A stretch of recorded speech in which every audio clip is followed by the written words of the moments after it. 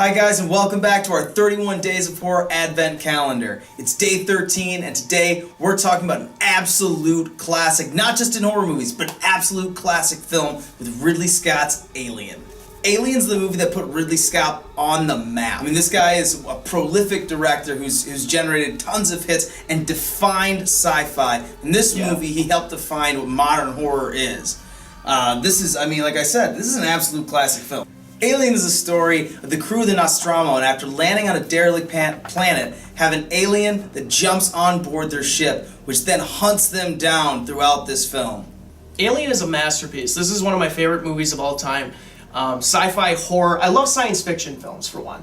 I love alien movies. I love horror movies. And this gives you all of it. It's intense. It's really dark. I love the tone of the film. I love the dark, ominous kind of like musical score that plays into it. The cinematography is gorgeous, creepy, and the cast is excellent too. Sigourney Weaver.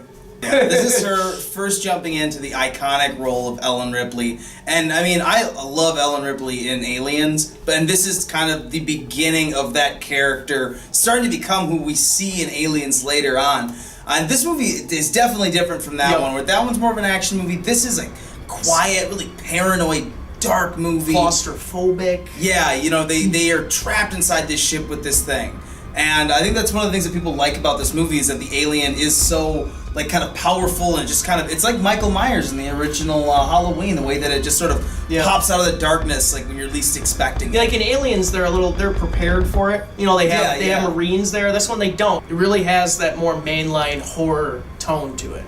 Yeah, that's the other why I wanted to put it on the list. There's not tons of movies that blend sci-fi and horror, but this movie is the best movie for that. It's equal parts scary, but then it also has, Ridley Scott is one of the greatest sci-fi directors of all time. The next movie he would do will be Blade Runner. And you could argue that Alien and Blade Runner define the way we look at modern sci-fi films. He just did The Martian last year, too. Yeah, he's still doing great things in the genre, and this was his first foray into it. And I gotta say, this is still the greatest Alien design. Oh, yeah.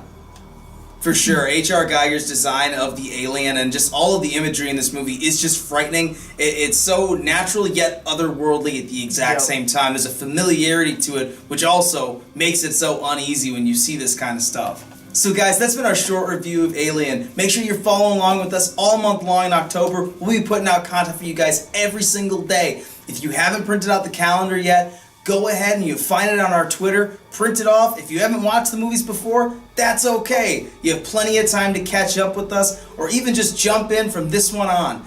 We're going to be talking about horror movies all month. Remember, like and subscribe, comment down below, tell us about Alien. Did we miss something?